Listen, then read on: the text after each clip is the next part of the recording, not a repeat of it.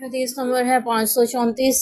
عبداللہ بن عباس رضی اللہ عنہ نبی پاک صلی اللہ علیہ وسلم سے روایت کرتے ہیں، آپ صلی اللہ علیہ وسلم نے فرمایا، اور کسی بھی دن میں عبادت کرنا اس 10 دنوں میں عبادت کرنے سے افضل نہیں ہے۔ صحابہ نے عرض کیا، یا رسول اللہ جہاد بھی نہیں؟ آپ نے فرمایا ہاں جہاد بھی نہیں، مگر وہ شخص جو جہاد میں اپنی مال جان کے ساتھ نکلا اور پھر کسی چیز کو لے کر نہ لوٹا۔ یہ کون سے 10 دن ہیں؟ ان کو ایام تشریق کا بھی کہا جاتا ہے۔ وہ 10 دن جن کی سورہ فجر میں اللہ تعالیٰ نے قسم کھائی ہے، والفجر ولیال عشر، کہ ان کی 10 راتوں کی قسم، والشفع والوتر، جفت کی بھی قسم اور طاق کی بھی قسم۔ ہمارے رمضان المبارک کے طاق راتوں کی فضیلت کا ہمیں پتہ ہے، اس کا علم ہے۔ ان راتوں میں ہم عبادت کی کوشش بھی کرتے ہیں اللہ کی توفیق سے لیلۃ القدر کی تلاش میں۔ رمضان المبارک کی آخری عشرے کی طاق راتوں کی فضیلت ہے، طاق راتیں 21ویں 23ویں 25ویں 27ویں 29ویں۔ لیکن جو عشرہ ذوالحجہ ہے، یعنی حج کی جب چاند نظر آ جاتا ہے عید الاضحیٰ کا، تو یکم سے لے کر 10 تک ایام تشریق کہلاتے ہیں۔ یہ دن اللہ کے ہاں باقی سارے دنوں سے افضل ہیں۔ ان کی فضیلت اتنی زیادہ ہے کہ اس کے جفت کی بھی اللہ نے قسم کھائی، اس کے طاق کی بھی، اور نبی پاک صلی اللہ علیہ وسلم نے فرمایا اتنی فضیلت والا کوئی دن بھی نہیں ہے۔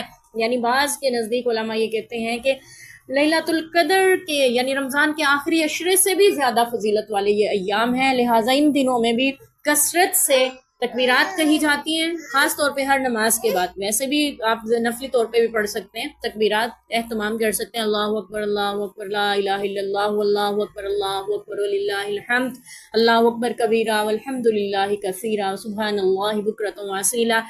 یہ تکبیرات بھی پڑھی جا سکتی ہیں، ان کو آپ نفلی طور پہ ہر نماز کے ساتھ، فرض نماز ادا کرنے کے بعد بھی اپنی نمازوں میں لازمی اس کا اہتمام کیا جاتا ہے ان دنوں میں۔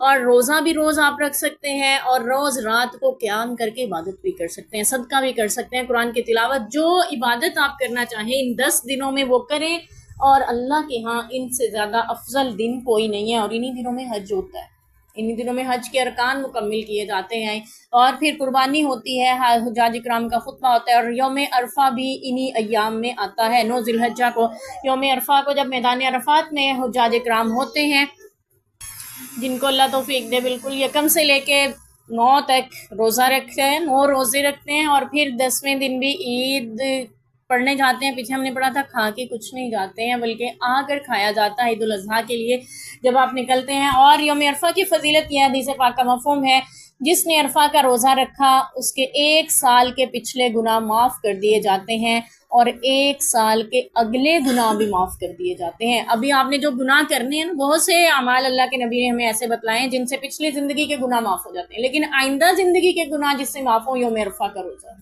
اور 1 سال کے اللہ معاف کر دیتے ہیں۔ حجاج اکرام یہ روزہ نہیں رکھتے ہیں، ان پہ روزہ نہیں ہوتا، وہ بس اپنے جو حج کے ارکان ہیں وہی پورے کرتے ہیں۔ جو عام لوگ ہیں گھروں میں اپنے حج میں شریک نہیں ہوتے، وہ یہ روزہ رکھتے ہیں، ان کے لیے حکم ہے۔ اور پھر یہ بھی ہے کہ ان 10 دنوں میں جس نے قربانی کرنی ہے وہ اپنے بال نہیں کٹوائے گا، اپنے ناخن نہیں تراشے گا۔ جب عید کی نماز ہو جائے اس کے بعد، جب جیسے یعنی قربانی کا وقت ہو جاتا ہے، ایسے ہی پھر اپنے بال منڈانے، سر منڈانے کا، کٹوانے کا، ناخن تراشنے کا حکم ہے۔ پھر جو کوئی شخص اس سنت پہ عمل کرے، حدیث پاک کا مفہوم ہے، اللہ اس کو بھی قربانی کا ثواب دیتے ہیں۔ جس کے پاس قربانی ہے اس کے لیے بھی لازم ہے وہ اس سنت کا اہتمام کرے، اور جس کے پاس قربانی نہیں ہے اس کو بھی چاہیے وہ اس سنت کا اہتمام کرے، اور جس کے پاس قربانی نہیں ہے اس نے اس سنت کا اہتمام کیا کہ جس دن چاند نظر آیا اس دن سے وہ ناخن اور بال کاٹنے سے رکا رہا، عید کی نماز پڑھنے کے بعد اپنے بال اور ناخن تراشے، تو اللہ اس کو قربانی کا ثواب عطا کرتے ہیں۔ اللہ تعالیٰ ہمیں تمام اجر سمیٹنے کی توفیق دے۔ تو یہاں پہ صحابہ نے عرض کیا، رسول اللہ اتنی فضیلت ان 10 دنوں کی، کیا جہاد سے بھی افضل ہے؟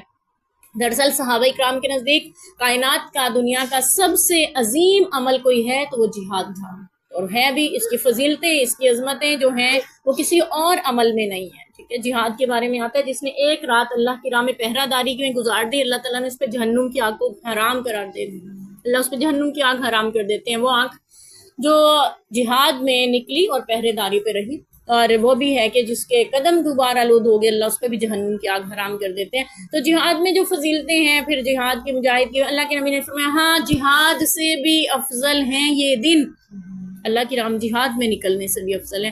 یہ الگ، یہ ضرور ہے، آپ نے فرمایا کہ ایسا شخص جو جہاد کے لیے نکلا اپنے مال اور اپنی جان کے ساتھ، اور کچھ بھی لے کر واپس نہ لوٹا، مطلب شہید ہو گیا۔ یعنی شہید کی فضیلت زیادہ ہے واقعی دنیا کا کوئی نیک عمل ایسا نہیں ہے جس کی فضیلت ان 10 دنوں سے زیادہ ہو. اور حجاج کرام کے بارے میں آتا ہے میدان عرفات میں جب ہوتے ہیں اللہ تعالیٰ ان کو گناہوں سے ایسے پاک کر دیتے ہیں جیسے وہ آج دنیا میں آئے ہوں، یعنی آج پیدا ہوئے ہوں، ایسے پاک کر دیا جاتا ہے. یہ فضیلت والے ایام ہیں، اللہ تعالیٰ ہمیں ان میں بھی عبادت کرنے کی توفیق عطا فرمائے.